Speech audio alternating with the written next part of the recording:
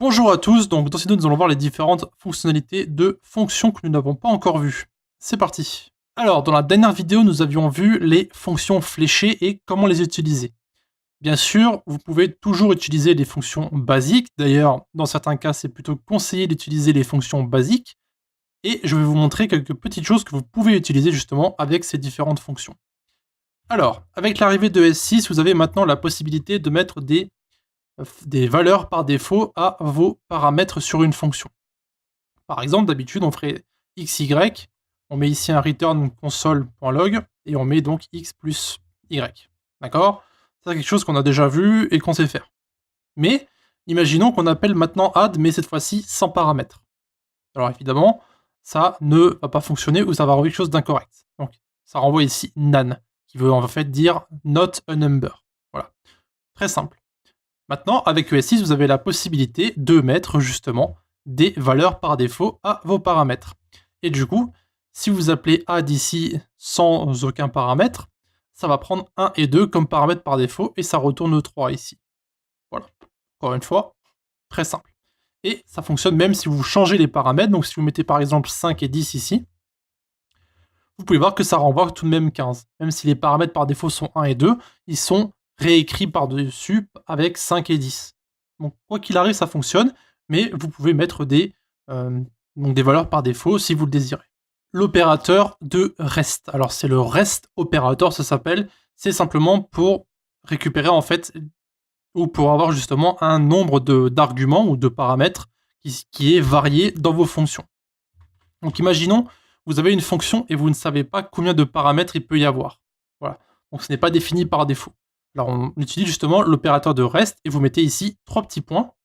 Et ensuite vous mettez par exemple le nom de votre paramètre. Donc ici ça peut être args pour le nombre d'arguments. Et on renvoie simplement donc return console.log.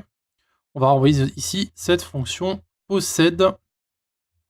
On va mettre args.length pour récupérer le nombre d'arguments à l'intérieur. Et on met ici argument. Voilà. Et donc après, on peut essayer. On appelle la fonction. On va mettre ici 0, 1, 2, 3, 4, 5, 6. Donc ici, on a 7 arguments. Donc de 0 à 6, 7, avec le 0 inclus. Et on va mettre par exemple rest op, mais cette fois-ci, on va mettre simplement 1 et 4. Alors, on peut aussi mettre une autre, mais cette fois-ci avec des chaînes de caractères. Donc je suis là. Ou je suis pas là. Ou là.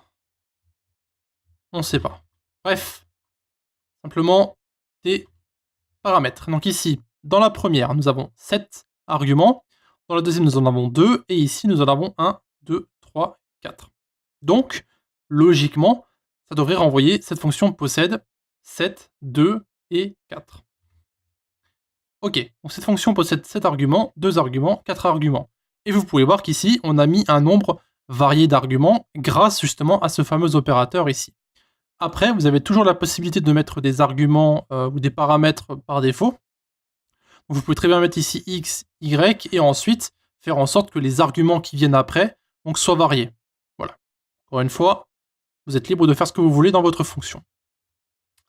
Maintenant, en parlant des opérateurs, on va parler du dernier opérateur qui est sorti pour cette fonctionnalité. Donc cette ECMAScript, on va mettre le spread opérateur. D'accord? Donc ça s'appelle spread.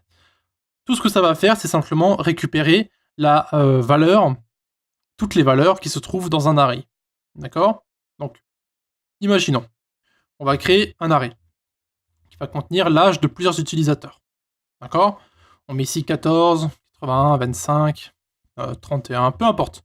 On met au hasard 70, 5, 26, 87. Je vais en mettre plein, comme ça vous comprenez bien comment ça fonctionne.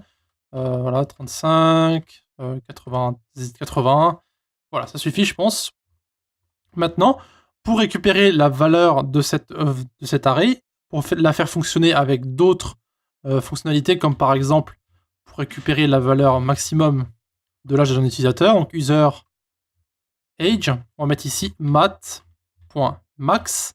sauf que il faut, donc d'ailleurs c'est marqué ici comme vous pouvez voir dans la suggestion, vous avez 3 points values, donc justement l'utilisation de l'opérateur spread qui est ici proposée. Donc vous mettez point, 3 points, et vous mettez ensuite le nom de l'array, user_age.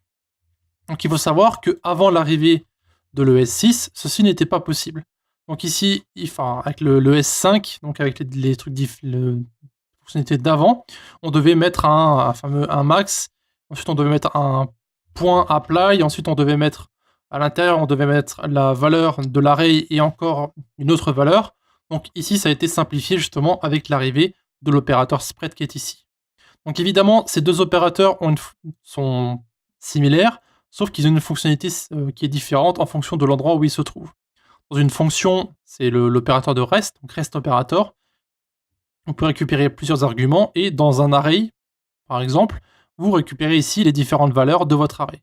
Et donc ici, si on lance notre fichier, vous allez voir que ça va renvoyer le plus haut nombre et le plus bas nombre. Sauf que non, parce que j'ai pas mis de console log.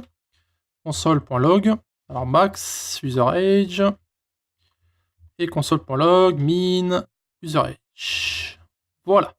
On relance, et on a ici 87 et 5. Si j'ajoute une valeur et que je mets 2 et ici 91, vous allez voir que les valeurs vont changer. Voilà. Encore une fois, le fait que le langage évolue permet aux développeurs de JavaScript de simplifier votre code et de le rendre justement plus simple à écrire en utilisant des choses qui sont des raccourcis comme ce qu'on a ici. Voilà. Et vous verrez justement dans les codes les plus modernes, vous avez l'utilisation de ces différents opérateurs ou de ces différentes fonctions qui sont extrêmement courantes. Voilà. Le S6 est devenu maintenant extrêmement courant dans les codes d'aujourd'hui. D'ailleurs, je dirais même peut-être obligatoire. Voilà, donc si vous avez des questions à poser, vous avez les commentaires de YouTube ou bien encore le Discord de la communauté. À la prochaine. Merci d'avoir regardé notre vidéo jusqu'à la fin. Encore une fois, vous pouvez nous retrouver sur Discord, donc l'invitation se trouve en bas à droite. Et aussi un grand merci à nos Patreons qui nous suivent pour le moment, donc qui se trouvent en bas à gauche. Si vous désirez avoir plus d'informations sur Patreon, allez simplement dans la description et retrouvez-nous directement sur le site.